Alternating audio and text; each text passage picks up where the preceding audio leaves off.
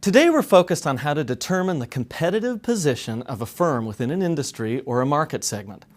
And remember, when it comes to business strategy, this is one of the key questions, how to understand a firm's particular competitive position within an industry or market segment with respect to all of the other competitors that are in there.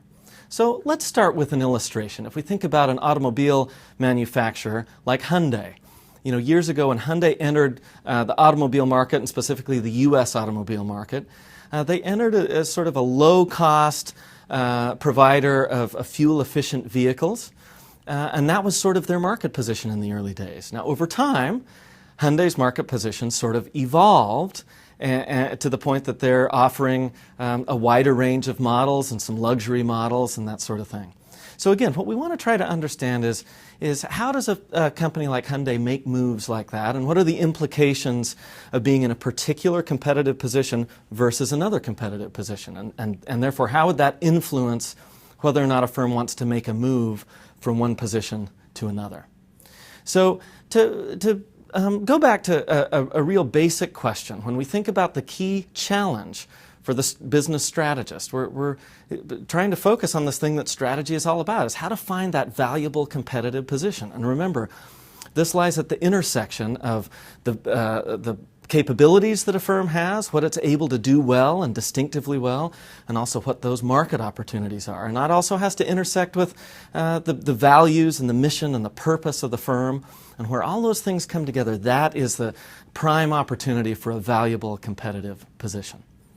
So let me introduce the idea to help us understand this a little better of generic competitive positions. Here's an idea from Michael Porter from Harvard Business School.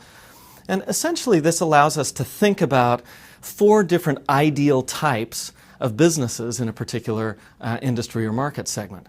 And they're going to vary based on a couple of criteria. So, on the horizontal axis, we've got the source of the firm's competitive advantage. So we're going to talk about that for a bit.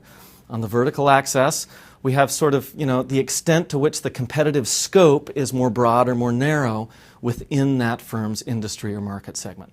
So let me talk about each of those in turn. First of all, when we think about the source of competitive advantage, we might think about it this way. If we first consider sort of an average firm in an industry, we might think of this as the marginal firm in the industry. And let's just say they offer a product or service that's worth $6. And the cost of producing that product, we'll say it's a product, is $5, and that means the profit or rent that can come back to the firm is $1. So if that's the average sort of source of competitive advantage for firms in that industry, we might think of a couple of different ways that might vary.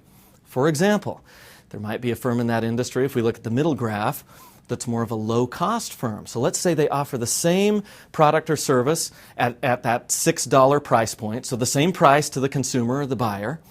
But if that firm has a lower cost structure, then they're able to realize more profits. On each unit in this case, this stylized case, they'll get $2 of profit compared to the average firm's $1 of profit, right? So same price to the consumer, but because the cost structure is a lower cost structure, the low-cost firm is able to realize a little bit more competitive advantage, right? So that's one way we might think about competitive advantage.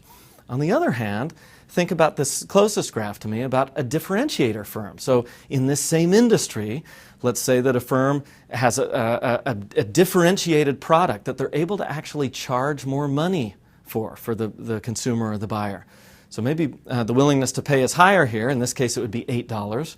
And a lot of times that's going to be associated with a higher cost structure. But again, the differentiator is also in a superior competitive position as compared to kind of the marginal or the average firm in the industry, because they're able to realize double the amount of profits. But they go about it differently than the low-cost firm. So we think of that as being the horizontal axis, going back to this idea of generic strategies. What about the vertical axis? The vertical axis has to do with what we refer to as competitive scope. And this is essentially the extent to which a firm targets multiple product market segments within an industry. In other words, how broadly does a firm offer different product lines or different kinds of services within an industry? Is it very narrow, or is it broader? And we might think of different ways that could vary. An easy way to think about this is geographic markets. So, if a firm operates in a broader set of geographic markets, we would think of them as having a broader competitive scope. versus just one geographic location, right?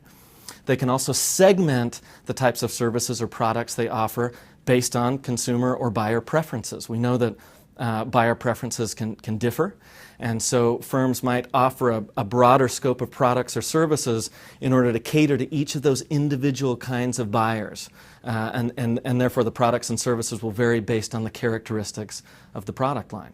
So if we think about, again, those two axes to help us understand these generic competitive positions, this helps us sort of sort different types of firms into essentially 4 ideal types. Now, of course, you know, the world is rarely exactly this simple, right? So this is a little bit stylized, and it just helps us understand sort of extremes and what the extreme positions would be.